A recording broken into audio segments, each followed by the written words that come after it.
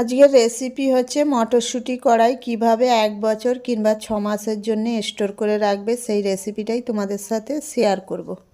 মটরশুঁটি কড়াইয়ের ভিতর থেকে ছাড়িয়ে সব কড়াইগুলো বার করে নিলাম।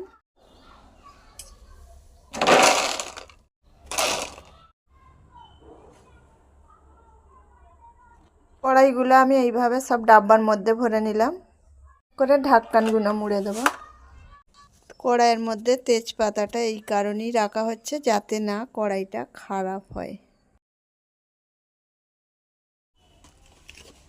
তবে আমি সব ডাব্বার মধ্যে ভরে নিলাম। এটাকে আমি ফ্রিজে স্টোর করে রাখবো। এইভাবে ফ্রিজে আমি 6 মাস মতন স্টোর করে রাখবো কড়াইটা। তোমাদেরকে ভালো লাগলে একটা লাইক শেয়ার কমেন্ট করো। আমি ফ্রিজের মধ্যে স্টোর করে রাখছি। আরও একটা জিনিস তোমাদেরকে দেখাচ্ছি। বাসবাটি অঞ্চল কিংবা পঞ্চায়েতের সামনে মাঠে হাট বসছে। এখানে বিভিন্ন রকমের জিনিস পাওয়া যাচ্ছে। হাটে যা যা পাওয়া যায় সবই এখানে পাওয়া যাচ্ছে, বাচ্চাদের থেকে নিয়ে একদম বড়দের পর্যন্ত।